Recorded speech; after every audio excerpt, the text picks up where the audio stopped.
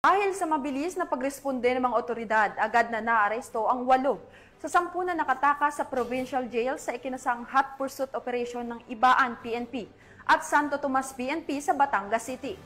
Nakibalita dyan si Patrol Woman Jessie Cris Obrero. 10 preso na tumakas sa Batangas Provincial Jail ang naaresto kahapon Hulyo 28 taong kasalukuyan matapos mabilis ang hot pursuit operation ng Ibaan at Santo Tomas Police Station.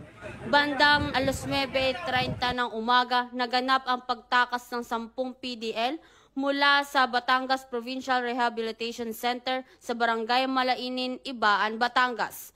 Matapos tutukan ng ice pick ang isa sa mga PDL, ang jail guard at agawin ang baril nito.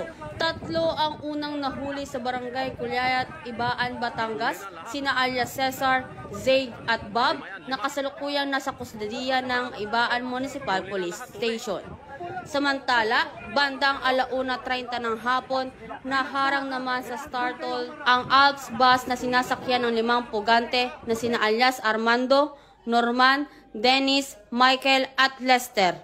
Na-recover mula sa kanila ang isang 9mm, llama pistol, magazine, bala, balisong, ilang susi at 59,673 na cash. Binubilis namin yung aming puwersa dito sa Santo Tomas Component City Police Station at tin-lockdown namin yung bus at doon na nagsimula yung aming negotiation para peacefully ay mag-surrender yung ating mga tumakas. Ang mga pugante ay may kasong robbery, homicide, kidnapping, direct assault, murder at paglabag sa Republic Act 9165. Kasalukuyang nang nasa kustodiya na ng Santo Tomas Component City Police Station para sa kaukulang dokumentasyon at ibabalik sa tamang ahensya para sa kanilang muling pagkakapiit.